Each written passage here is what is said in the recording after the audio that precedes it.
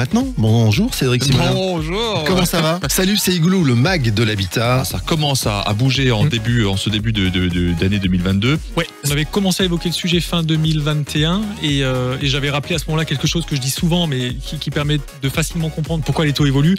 C'est le fameux triptyque dont je parle toujours, croissance, inflation, taux. On pourra y revenir, un intérêt pour les friches et du foncier à réhabiliter. On ne peut plus aujourd'hui penser habitat sans penser économie du foncier, qui est déjà rare et qui est cher.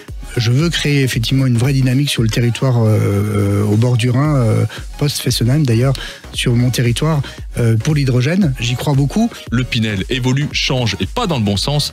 C'est ce qu'on appelle le Pinel Plus et c'est pour ça qu'on le Pinel Plus, c'est moins bien. Le Pinel Plus, c'est en fait le Pinel Moins. C'est tout l'art de la communication de nos chers élus. Charge à nous de prendre soin de nos sous-traitants.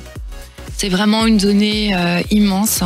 Faire attention à eux, leur permettre d'opérer, ne pas remettre au lendemain parce que la tentation est grande en tant qu'opérateur de remettre à l'année prochaine un certain nombre d'opérations, eh bien c'est mettre tout notre écosystème en danger. Et les entreprises du BTP sont éminemment fragilisées en ce moment. Avec le BRS sur le territoire, c'est véritablement aujourd'hui une possibilité aussi de réguler les prix des propriétaires fonciers, parce que là aussi il y a la possibilité de pouvoir agir avec la puissance publique sur des préemptions possibles. On a le bouclier tarifaire qui va évoluer, je veux dire qui va sauter, pas forcément, mais qui va évoluer. On ne pourra pas maintenir, l'État, j'imagine, pas pouvoir maintenir un tel bouclier à tel niveau. Pour la première fois en France, un public scolaire pour une série d'émissions baptisée Igloo Kids. Ça serait comme une petite forêt qu'à nous on pourrait jouer. C'est important de construire en préservant la nature. Il est satisfait. Bonjour à tous. Elle est déjà là. C'est la première à poser une question. Elle est prête. Elle s'appelle Lucie. Bonjour Lucie. Bonjour. Comment fait-on pour relier les nouvelles habitations au réseau d'eau? C'est une très très bonne question.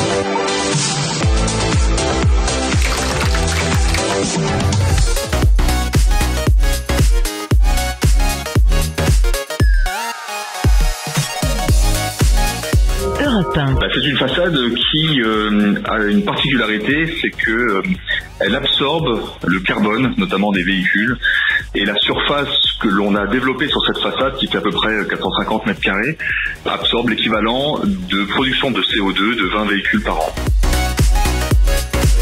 Une résidence qui a plusieurs particularités, qu'on a déjà retrouvées dans une autre résidence à Saint-Louis. La première particularité d'entre elles, c'est la façade dépolluante.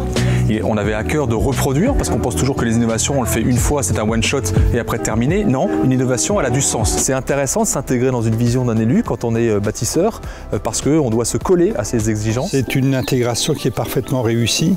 D'autre part, c'est un bâtiment qui est plutôt esthétique. C'est un bâtiment éco-responsable, et je dirais à l'heure où on parle de sobriété, de rationnement, le fait d'avoir ce genre de bâtiment est plutôt une plus-value. Et puis surtout, ce qui est très important, c'est cette suspension monumentale qu'on va retrouver juste dans le hall d'entrée, qui est une suspension de Jet Sveb, qui est une artiste hollandaise, qui est une suspension tout en hauteur, dans des formes rondes, puisque l'idée qu'on a voulu amener, c'est aussi un petit peu de pop art en fait, dans cette résidence.